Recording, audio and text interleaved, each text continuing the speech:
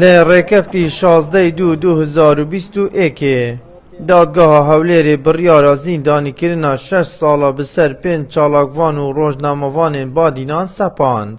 پشتی فشارکردن و رەخنەیەن تون ji layê malbatên wan û rêxrawên medenî ve بۆ سەر دادگehê biryar hate dan ku dadgeha temîzê dubare dadgehiya wan biketeve. Careka dî piştî 44 roja dadgeha temîzê dubare bikûj 3 dadwaran ji 5 dadwaran ew biryar pesend kirive û biryara 6 sala zîndanîkirin bi ser wan 5 çalakvanan hate dan. Malbatên wan jî dilgiranin û daxwaz dikin bihêlin dadgeh bêlayane biryar bidet çunkî bi gotina wan çû nekiriye ji bilî daxwaza mafê xwe.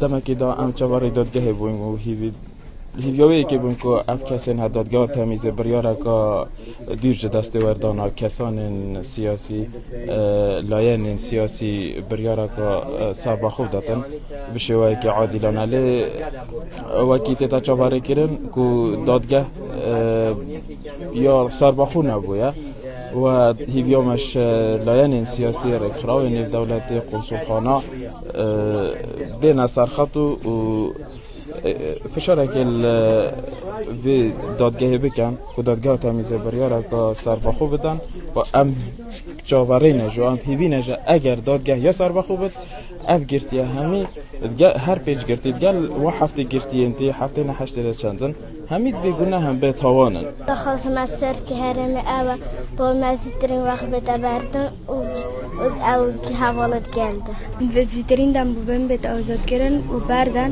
çunku wê bêtawana û hevalet geldi jî. Rêveberê programê tîma CPT lê Kurdistana Iraq dibêje em dê hemî hewlên xwe deyn ji bo wan 5 çalakvanan da ku bihêne azadkirin û wê netwan û malbatên wan nîşa hemî cîhanê deyn ku zîndaniyên badînan kîne.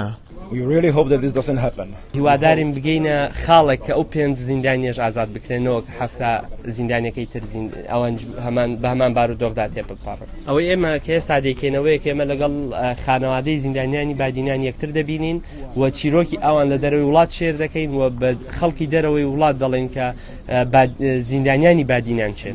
And we collaborate with different organizations. Biryara dadgeha temîzê biryareka dilxweşker nebû ji bo malbatên desteserkiriyên badînan.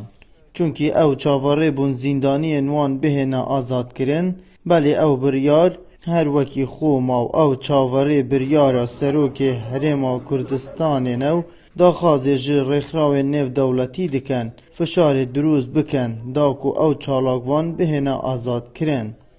Marwan Yehya, Şarprês, Duhok.